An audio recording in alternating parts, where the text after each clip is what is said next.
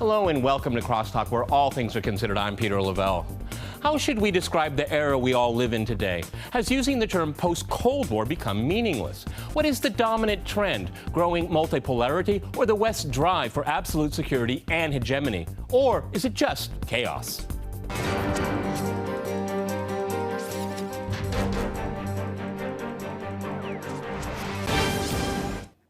To CrossTalk, the age we all live in, I'm joined by my guest, Pepe Escobar in Sao Paulo. He is a roving correspondent for Asia Times and author of the new book, Empire of Chaos. In Phoenix, we have Patrick Henningsen. He is a journalist, writer, and founder of the news website 21stCenturyWire.com. And in Washington, we cross to James Carafano. He is the Heritage Foundation's vice president, as well as a leading expert in national security and foreign policy challenges. All right, gentlemen, CrossTalk rules. In fact, that means you can jump in anytime you want, and I very much encourage it.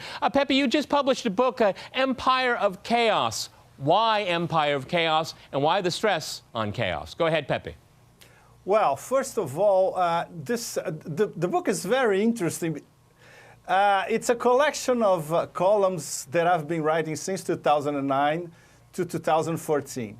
And when I assembled the columns, there was an Ariadne thread to all that, which was the empire breeding chaos all the time and receiving blowback by chaos from all over the world, especially in that area that the Pentagon calls the arc of instability, from the Maghreb to Xinjiang in Western China. So if you read the columns, the first column, just to give you an idea, was the relationship between Osama bin Laden, Obama in the beginning of his first term, and Medvedev when he was still president of Russia. So this looks like it was 10,000 years ago, right? Not really. Then the whole thing changed, and it got downhill very fast. Libya, Iran, Iraq, Syria, Somalia, Yemen, and of course, the simultaneous Cold War 2.0 by the US against China, the pivoting to Asia, and Ukraine as the new Berlin Wall in Kiev. So this is what you're going to get in 600 pages. Here's the culprit with his very simple modernist cover. Okay, all right, Pepe. 600 pages Pepe, inside, you have chaos plus chaos. You covered a lot of material right there. James in Washington, would you call this the age of chaos right now? Because you all used the term post Cold War, post 9/11. When do we start living in the present? Is it the age of chaos? Yeah. So I know you've had some terrible technical difficulties, but I couldn't hear a word that he said. But just to answer your question, I often think the people that are living in an age are the least ones qualified to describe what's happening. So, the people that lived through the 30 Years' War, they didn't know they were having a 30 Years' War. So if you remember back just a couple of years ago, we had Kaplan's book, Age of Anarchy, and so this is anything new. What I will say is this is a troubling time. Things are more disconnected than they were 6 years ago. I think that's true, and that's what some of this reaction is to that. Patrick, but I guess it gets down to who's making things happen and who's reacting to them. I mean, when we looked at what Pepe just had to say there, I mean, it's basically you have colored revolutions, you have the Arab Spring, and and when we look at it after the fact, we look at causality and the result. And Libya is a really perfect example. Is that the best of intentions to go in and help people destroyed a country, absolutely. And now you go back, oh my goodness, we have to go back to Iraq, and it's the same pattern over and over again. It seems to me the term, this era of chaos really does apply because this is this exporting of forced political change, and it originates from the West. Go ahead, Patrick. Yes, I actually disagree with the previous comments that were just spoken about. I think in this age we can evaluate the state of the world. We can evaluate events. Because the events, the cycles of events are so rapid now.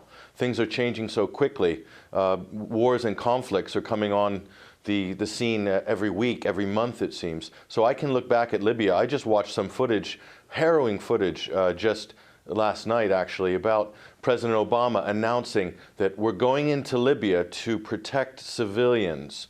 and we've taken this measure, and it's going to be multilateral with NATO, and it all sounded really good. But the problem is, Peter, and to everybody else, we knew, at least I knew, and many of my colleagues knew at the time, that that was a complete lie. That was a total fabrication. So the problem with U.S. leadership in the new American century is that the major currency, the key to unlocking all these doors, is lies and deception. And we've seen this over and over again. We've seen this with the Maidan Revolution, which is another faux flash mob color revolution in the Ukraine this past winter. So we see this over and over, it's repeating. So I question the U.S. leadership and its ability to not deceive the world or the public or its own voters. Okay, Pepe, if I can go back to you in Sao Paulo, would you say that Washington is fully aware of the consequences of its policy decisions? And I'm looking back, let's say, since 9/11 to the present, because I'm thinking about terms of blowback. And then there's all these issues about containing Russia, containing China, containing Iran. Are they aware of the consequences of their actions? Go ahead, Pepe. Exactly. It's a very important flashback, in fact, to 2002, before the invasion and occupation of Iraq. I pay a lateral parallel homage to a French political scientist, Alain Joxe. He's not well known in America, but very well known in France. He wrote L'Empire du Chaos, The Empire of Chaos, French version 2002. And he was analyzing what was going on with neocons in power, of course, in parallel to Wallerstein. And the big question already in 2002 was, is the American empire going to manage its decline in a more or less civilized way, or is it going to be the Samson option and bring down the world with it? So these past 12 years, more or less, we are veering towards the second option for a number of reasons. In terms of the Obama administration, that's where I concentrate on my book, starting in early 2009. Obama doesn't know much about foreign policy. He knows a little bit about the Pacific, but he doesn't know anything about Europe, Middle East, and in fact, even transatlantic relations. It's not part of his upbringing, what he studied later on. And he's surrounded by a bunch of my conservative American friends tell me, the most mediocre foreign policy team in the history of the United States. And I tend to agree with them very well. If you look at Samantha Power, Jarrett, these idiots, Ben Rhodes, this bunch of absolute idiots, and these are the people who are instilling into Obama key foreign policy moves, from the pivoting to Asia to the new Berlin Wall in Kiev. And obviously, Obama also listens to Dr. Zbigniew Brzezinski, which he's trying to refine his worldview. His last book, just to give an idea, his last book, I think, is 2 years ago. He was preaching for Russia and Turkey to be absorbed into the Western framework and to be players, but obviously the United States would be the arbiter of everything going on in Eurasia. This is completely crazy. At least he's not preaching the U.S. to conquer Eurasia, because he saw what he said in the 1997. All right, hang on here. Let's have equal time here. I want to have equal time here. James, I hope you heard what Pepe had to say there. Did you hear him? Yeah, I did that time. So go ahead. So I had three comments. First of all, this notion that you can describe international relations and predict where we're going based on what one unilateral actor is doing in the global environment is just kind of laughable. I'm sorry, it's just stupid. The world's a competitive environment. Everybody's playing. Everybody counts. And just looking at what the United States is doing and how it's controlling the world is really, as a book, kind of a joke. The second thing is this notion of an American empire is equally laughable. I mean, we've redefined the word empire to mean everything we don't like. Empire means sovereignty. It means you control the people that you are governing and ruling over. The United States controls America and nothing else. We're influential, but we're not an empire. And trying to look at America through an empire model leads to really, really stupid analysis. But here's what I'll say about Pepe. Look, how can you argue with the guy? This is the worst foreign policy team in modern American history. It just is. It's a very amateurish team. They're very insular. They have a very kind of insular view of the world. They are failing, and they've been failing for 6 years, and their instinct when things don't work is to double down on what they're doing. So look, I can't defend American foreign policy, but to put this in kind of a grander scale, I mean, I think that book's just about 10 years premature. But I'm sure people will buy it, Pepe, so all right, no worries. Patrick, let's stay with the empire term, because I think a lot of people would disagree with James. James has his right to his opinion, and I love having him on the program because he's very good with his opinion. But what do you think about that, Patrick? The word empire. It works for a lot of people. Well, yeah, I mean, I think James is kind of casually trying to minimize what the U.S. is actually projecting in the world. And, you know, from Washington, D.C. bubble, you might be able to do that. But the reality is you can't say that the U.S. doesn't project empire, doesn't project force, doesn't use force.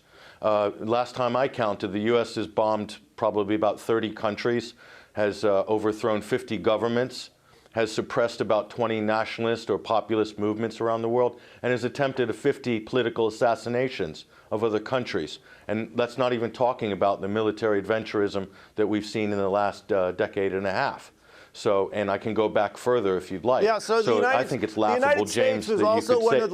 The United States was also one of the leading powers, along with Russia, in crushing fascism, right? And I don't hear people complaining about that. So your notion of just cherry-picking some things. James, you've hold just on, redefined empire to be being mean.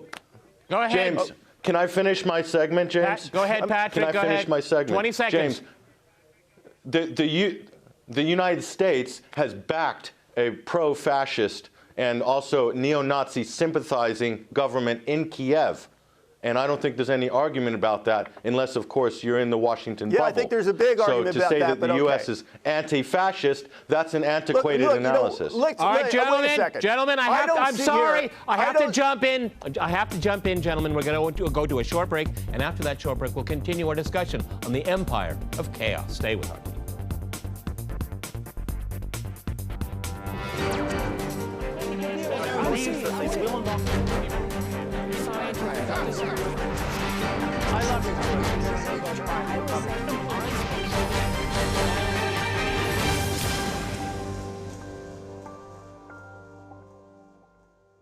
All right, I'd like to go back to Patrick in Phoenix. I got a bit heated right there, Patrick. I want you to be able to finish your point, and I'd like to give James in Washington the opportunity to react if he so wishes. Go ahead, Patrick. Yeah, I think one of the biggest oversights that a lot of people have is that fascism is not something from the 20th century. There's been a reemergence of fascism. If you go by the definition of fascism being the configuration of government and corporate interests together moving forward as one unit, that's what we have today. That's what the United States embodies with its militarism. Its military is a corporate security, essentially, in Iraq and Afghanistan. So our boys are not fighting for freedom or democracy. They're fighting for U.S. interests, which are corporate interests. That, by definition, is fascism. We are backing fascists in Kiev, and we are backing other fascist interests around the world by our nature of our foreign policy. So I just want to correct what James said, in according to my opinion. Okay, let James react to that. Go ahead, James. Yeah, look, Patrick, I'm sure you're a great guy.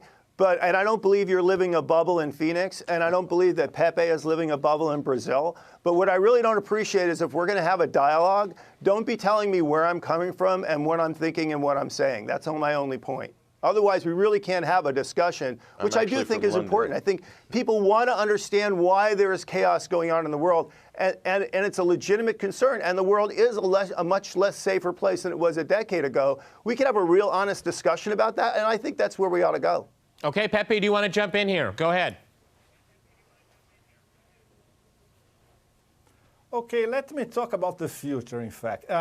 If the U.S. acts as an empire and a crumbling empire, it's very simple. Read my book, 600 pages, all over the world. I don't live in Brazil. I live all over the world. I'm a nomad. I'm a global rover. So I'm not stuck in Phoenix or in Washington or whatever. I am all over the place. So it's all there in the book. It's very simple. Now let's talk about the serious stories for the next 10 years, where we will see how the empire disintegrates, in what fashion, or even if it turns into a benign empire. With Hillary Clinton as president in 2017, I'm not betting on it. But anyway, so most important stories ahead. Integration of the BRICS countries. The flight away from the petrodollar. which includes not only Russia, China, Iran, but other players as well, such as Venezuela, and even along the way, Brazil as well. The integration of the Shanghai Cooperation Organization, especially moved by Russia and China, and getting other members, which will include Iran, India, and Pakistan. And most importantly, the developing countries' roles inside the G20. The past G20 was very, very clear. While we had a triad of absolutely stupid Anglo-Saxons saying that Putin is the next Hitler, just like Hillary Clinton, by the way, we had the BRICS talking among themselves, doing deals, Russia and China doing more deals, and promising more deals with developing countries that were present inside the G20 as well. This is going to be more and more important in the next few years. And the big story, which is, what is the meaning of the new Silk Roads in China, which has everyone from Angela Merkel to the Iranian leadership to the Kremlin salivating with these prospects. This, in a nutshell, is Eurasia integration. Okay. This means, I'll tell you. Let me go to James. No. This is a big point. I want to go to James with this one. Okay, I'll go back to it. Because I think it's really important here. Almost everything Pepe just mentioned right there, James, is a world without the West. And this is something that's talked a lot about. I think in the National Interest, in the last issue, they had an article about this, how Asian countries, the South and the East are building these institutions beyond Western control. And I'm thinking, an analog to the World Bank, to the IMF, to even the WTO. I mean, how do you think about that? I mean, Pepe brought it up. The next 10 years. What's your reaction? No, I think that's an awesome point. I think it's where the discussion ought to go, because to sit here and dwell on the chaos and how we got here, I mean, that's going to be easy to see 10 years down the road when we look back. But what is important to look forward. So those are all great issues. Some of them I agree with, some of them I don't. Integration of the BRICS, that ain't going to happen. Their interests are too disparate. The notion that that's going to be some kind of unifying bloc in the world, I think, is kind of laughable.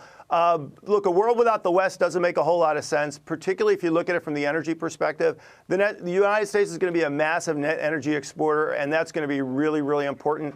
There are parts of the world which really are going to be transformative. I think the Arctic is going to be not a game-changing economic unit, but I think there's going to be a lot of wealth and development there, and I actually think it's going to make people's lives better. He didn't say the Middle East, which is a big problem, because I think the Middle East is a pot of chaos and is going to be that way for a long time. I think the fault line between Russia and the West is troubling and concerning. And I think the competition in Asia is going to be, I believe, healthy. Maybe I disagree with Pepe. I think America is an Asian power. I think it's going to continue to be an Asian power. And if I were a betting guy, I would bet 50-50 that the United States and China are going to learn how to live together for the next 20 years, and kind of we're all going to be better off. But those are all great points to discuss. Okay, Patrick. I hope so. Okay, Pepe, you want to jump in real quick? Go ahead, and then I'll go to Patrick. Go ahead. No. Patrick first. Okay, Patrick. James mentioned the troubling relationship that the West and Russia have, and I want to ask all of you on the program: are we in a new Cold War, or did the old one never really end? What's your perspective on that one, Patrick? Well, when the Iron Curtain fell and when the Berlin Wall fell, the United States simply accelerated its move eastward. So they built up NATO to a more aggressive stance towards Russia. We're currently encircling Russia. And here's the problem, not just with the UN or with the G20 or working groups like Bilderberg, but NATO itself represents something really dangerous, because if the United States can't do a military action from its own national platform, what it does is it just goes and does it through the NATO door. So this, in a way, is kind of deceptive. The North Atlantic Treaty should have been disbanded in the 90s, but instead it's become something more of an offensive organization. That, to me, represents a kind of Anglo-American empire, if you will, and that's projecting the kind of hegemony that I think is very dangerous right now in the world. Okay, James, I don't know if you saw it. I think it was about 2 weeks ago when there was this a State Department briefing, and I think it was a military man. Maybe he was a general, maybe he was in the Navy, but he was saying that, you know, Russia's moving towards NATO, and that clip got a lot of play here in Russia because it was really kind of laughable, and we'll use the word that you like to use on this program. And, you know, but really it's NATO moving towards Russia. I mean, that's at least a fact, okay? But, you know, you can, from the Russian perspective, it does look threatening because it is a military alliance. How did it get to this point? Go ahead. Yeah, well, I mean, the threat of NATO is really kind of an inside joke. I mean, look, NATO military spending and force structure has been declining for 20 years. So saying NATO is encircling Russia is kind of like saying Custer was encircling the Indians at the Little Bighorn. I mean, the math just literally does not add up in any way. No. But I think, that's simply true. Bad metaphor. Bad metaphor. Oh, it may be a bad metaphor, but the numbers are absolutely true. NATO military power has been declining. It's less of a threat to Russia. NATO is supplying arms to the Ukraine. I'm not really sure where you're coming from. Go ahead, Patrick. Okay, and Russia's NATO not sending supplying arms to the Ukraine, lethal aid to the Ukraine. Right, I get that. And Russia isn't sending any. No, not the rebels. Russian the arms government in in Kiev. I got that. I think, James, we're on a different planet here. All right, you guys, we're not going to resolve. We're not going to resolve the Ukraine crisis on this program here. I understand there are different points of view. Okay, Pepe, let me go back to you. Let's look at the Cold War issue here. Is this a continuation of the past one? Because if in one way you can say it is a continuation because there wasn't the liquidation, the complete liquidation of one of the players in the Cold War. Russia, from Russia's perspective, opted out of the Cold War. But there are plenty of people in Washington don't see that. They see it was just a continuation. Go ahead.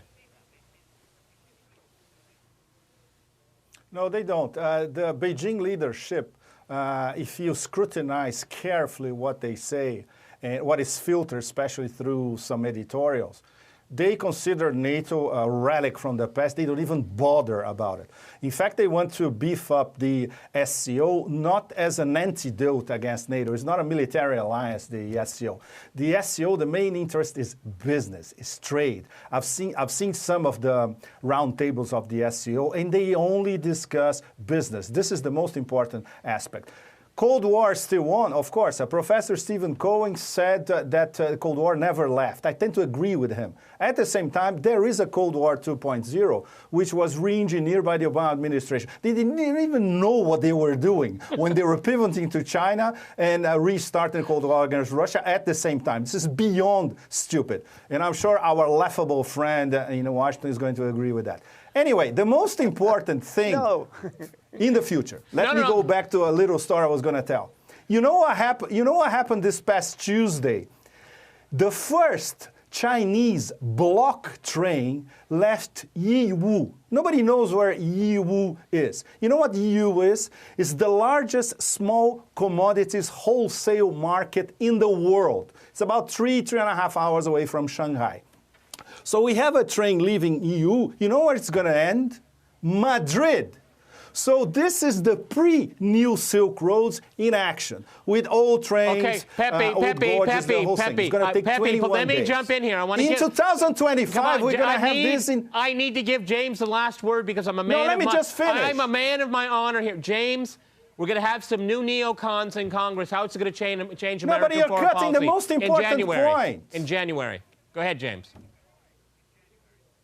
Look, actually, I was enjoying listening to Pepe, but I think the Cold War metaphor just doesn't work. Look, the Obama administration spent 6 years trying to reset relations with Russia, so obviously they're beyond the Cold War. If you go down to everything the Cold War represented in the struggle between the Soviet Union and the United States, almost none of those characteristics are here. So I think kind of, sitting and hanging around and fantasizing about the Cold War, concept, it's just incredibly unuseful. Well, There's not a lot of people in Washington we've run out of really time here. I just wish Washington would move on and stop talking about Cold War. Many thanks to my guests in Sao Paulo, Phoenix, and in Washington. And thanks to our viewers for watching us here at RT. See you next time, and remember, CrossTalk rules.